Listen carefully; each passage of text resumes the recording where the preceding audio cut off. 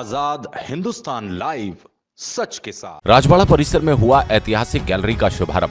अहिल्या देवी के अद्वितीय जीवन की गहरी सराहना और समझ को अनुभव करेंगे पर्यटक। महेश्वर, शनिवार को देवी अहिल्याबाई गैलरी का ऐतिहासिक लोकार्पण राजवाड़ा परिसर में मुख्य अतिथि क्षेत्रीय विधायक राजकुमार मेव, मंडल अध्यक्ष विक्रम पटेल, जीतू केवट की उपस्थिति में संपन्न हुआ। कार्यक्रम का शुभारंभ मां साहेब की राजगादी पर दशहरा मिलन समारोह से शुरू हुआ।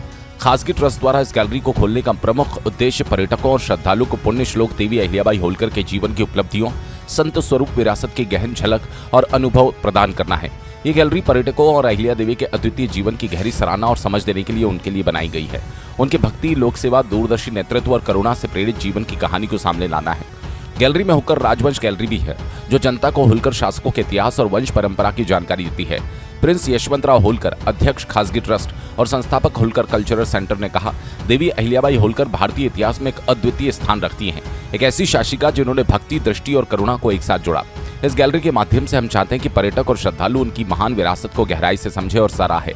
इस शुभ अवसर पर देवी अहिल्याबाई पर आधारित पुस्तिका अहिल्या स्मारिका का विमोचन भी किया गया एवं चांदी से निर्मित सिक्के भी लॉन्च किए गए।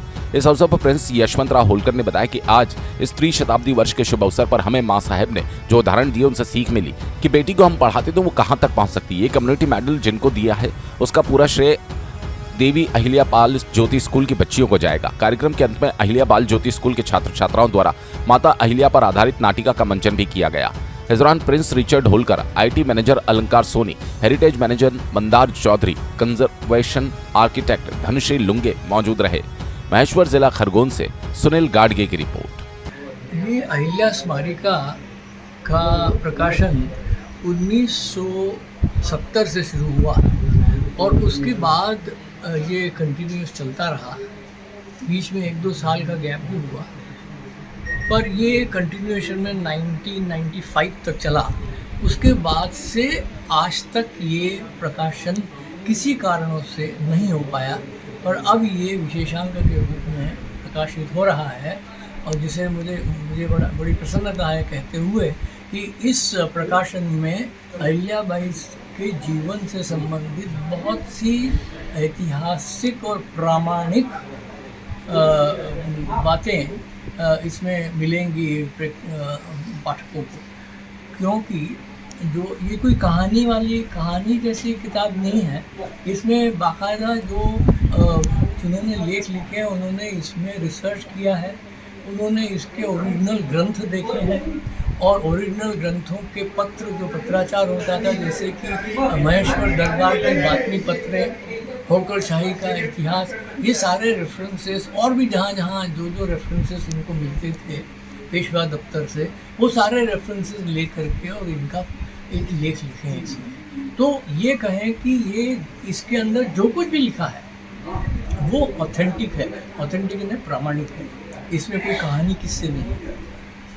साथ में अहिल्याबाई कालीन जो डाक व्यवस्था है वो कैसी थी, अहिल्याबाई के का शासन कैसे था, मतलब उनकी सैन्य शासन प्रणाली कैसे थी, ये इसके ऊपर ये पहली बार ऐसा लेख इसमें आया है जो कि पूरा संशोधन करके लिखा है। मतलब ऐसा नहीं कोई कहानी किस्सा जोड़ दिया, उसके बाकायदा रेफरेंसेस दिए हैं कि ये कहाँ लिखा है, कौन सा पत्र इसके बारे में मिलता है और कौन से किताब में और उसकी पत्र संख्या क्या है, ये सब सारा उसमें दिया है।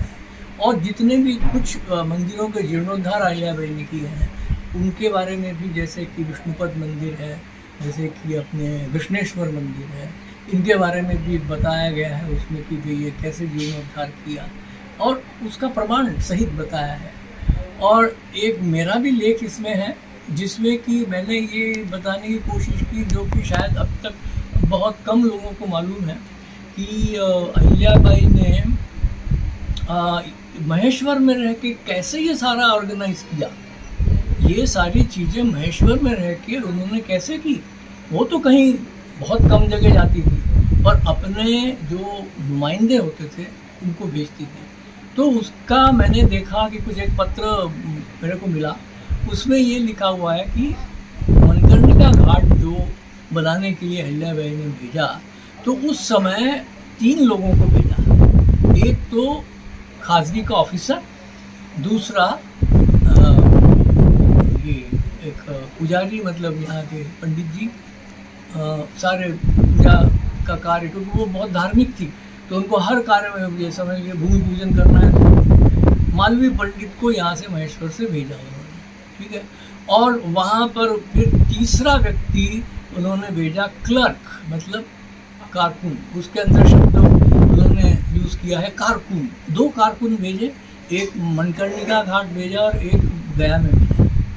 और उनकी ये जिम्मेदारी थी कि सारा जितना भी खर्चा हो रहा है वो पैसों का डिस्ट्रीब्यूशन करें, और साथ में हुंडी 25,000 की हुंडी दे करके मणिकर्णिका घाट बनाने के लिए भेजा, और 20,000 मेरे ख्याल में 10,000 की हुंडी दे करके और सोरठी सोमनाथ का जीर्णोद्धार करने के लिए वहाँ भेजा।